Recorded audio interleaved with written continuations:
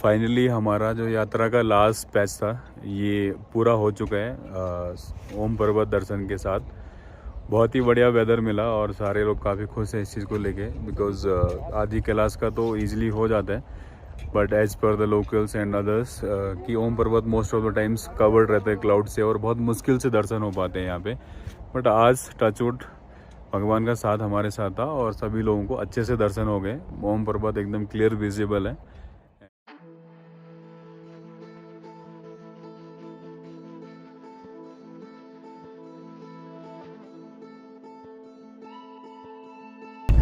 Okay, so guys, it's morning 6:30 and we are leaving for Om Parvat. बोलो हर हर महादेव, हर हर महादेव, हर हर। Mahadev. Okay, all the best to all.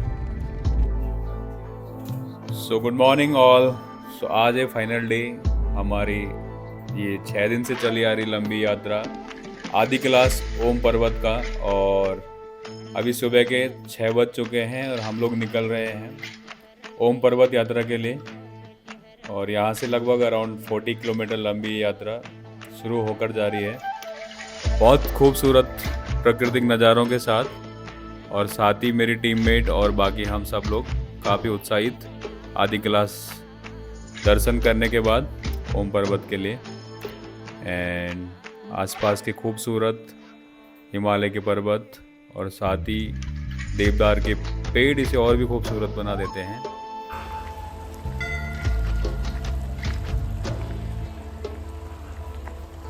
और इसी के साथ अब हम पहुंच चुके हैं काली मंदिर। यहाँ नेपाल और उत्तराखंड के बॉर्डर्स के जो लोग हैं ये इनके लिए ये खुद में एक मठ है, एक धाम है। और यहाँ पे मान्यता है इस मंदिर में कि यहाँ के लोग जब कोई भी एक्सपायर्ड हो जाते तो उनके अंतिम संस्कार करने के बाद वो अपने पिंडदान यहाँ पे करते हैं। तो ये काफ़ी फेमस है काली मंदिर इंडियन्स और नेपोलिस के बीच में। और साथ ही जो लिपू पास के लिए जितनी भी बॉर्डर्स आर्मी वगैरह यहाँ से जाती है तो सभी लोग यहाँ पे ज़रूर माथा टेकने के लिए आते हैं। बहुत खूबसूरत है काली मंदिर और काली नदी के जड़ पे बना हुआ। और साथ ही में अगर आप ओम पर्वत यात्रा के दर्शन के लिए जा रहे हैं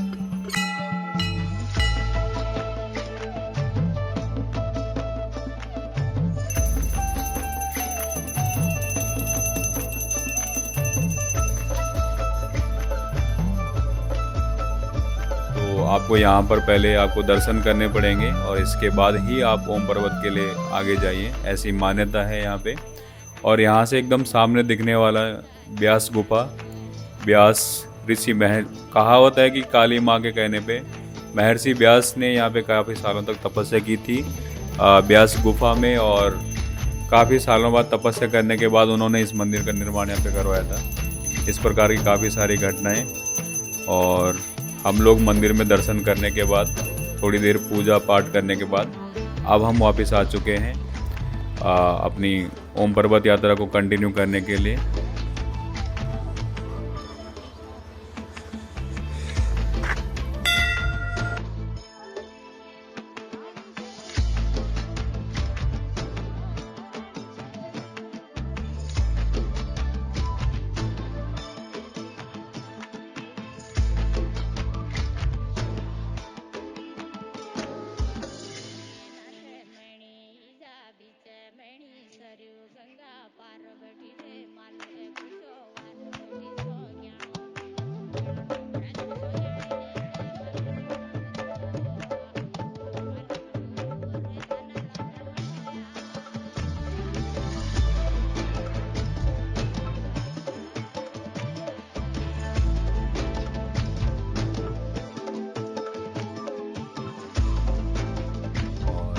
साथ ही यहाँ पे खूबसूरत यहाँ पे नाभि के आसपास गांव एंड शेषनाग पर्वत हमारे सामने, खूबसूरत शेषनाग पर्वत जो डेडिकेट है पांडव के हिस्ट्री से।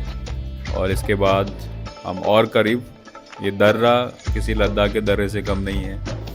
इसके जस्ट थोड़ा और आगे अगर हम पहुँचेंगे तो नाभि ढांग आता है और यहाँ से आगे जाने की अनुमति सिवाय आर्मी के और किसी को नहीं है। बट आने वाले कुछ सालों में ये रोड खुल जाएगी सभी पिलग्रिम के लिए और हम लोग कर पाएंगे कैलाश माउंट कैलाश के दर्शन यहाँ से। तो यही रोड आगे जाके आपको यहाँ से आपको लिपू पास आएगा और जहाँ से हम कैलाश यात्रा और कैलाश के दर्शन कर सकते हैं।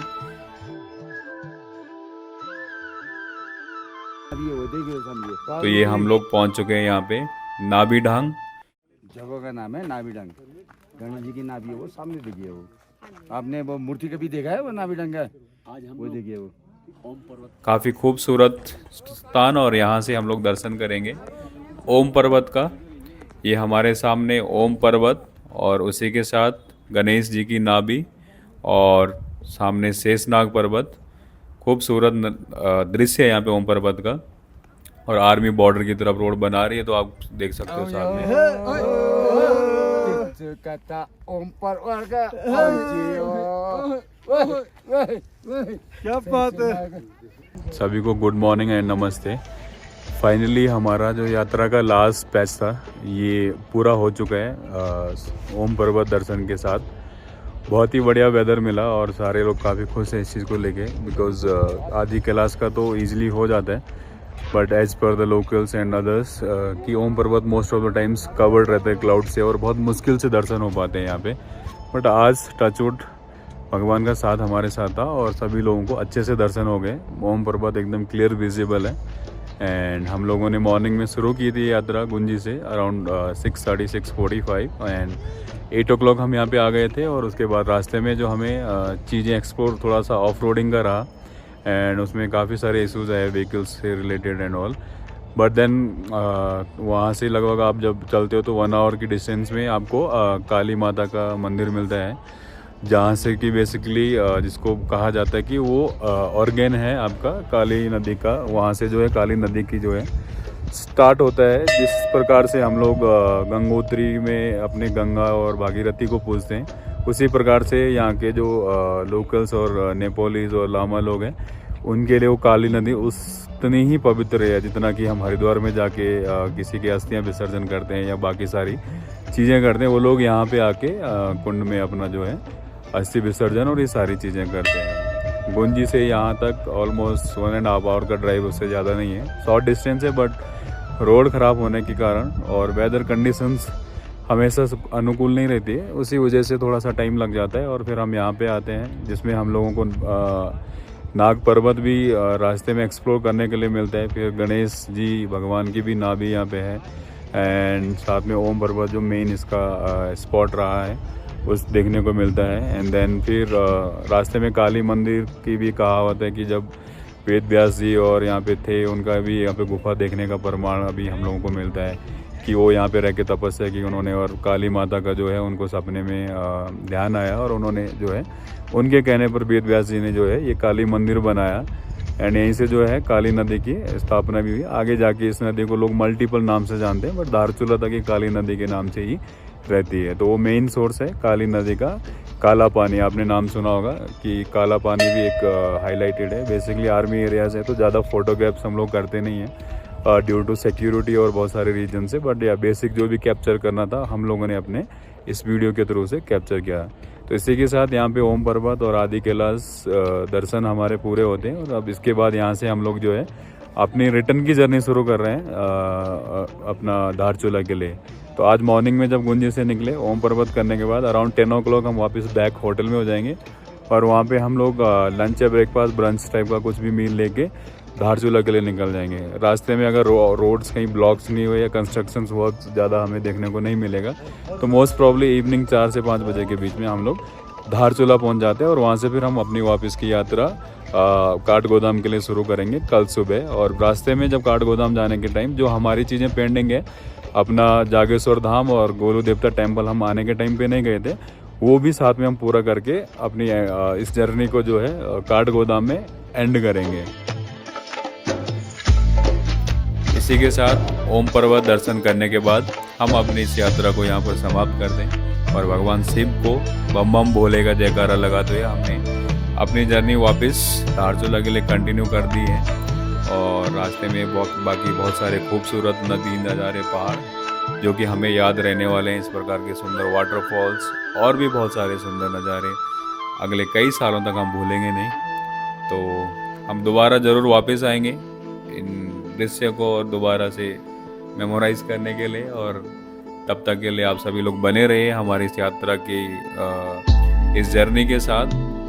तो धन्यवाद एंड आप सभी को प्रणाम नमस्कार। जब भी टाइम मिले आइए ओम पर्वत यात्रा दर्शन कीजिए, और किसी का कोई भी डाउट रहेगा तो आप हमें वीडियो के नीचे डिस्क्रिप्शन में पूछ सकते हैं या फिर कमेंट सेक्शन में कमेंट करके इस यात्रा से रिलेटेड और भी कोई भी जानकारी अगर आपको चाहिए तो आप हमें रीच आउट कर सकते हैं। धन्यवाद।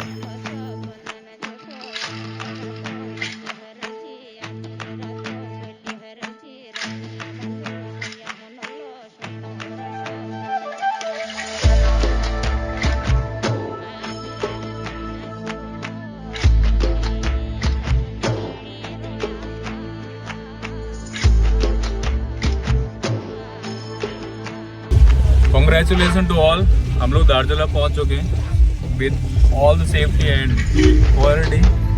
सो एक बार बोलेंगे बम बम भोले, बम बम भोले।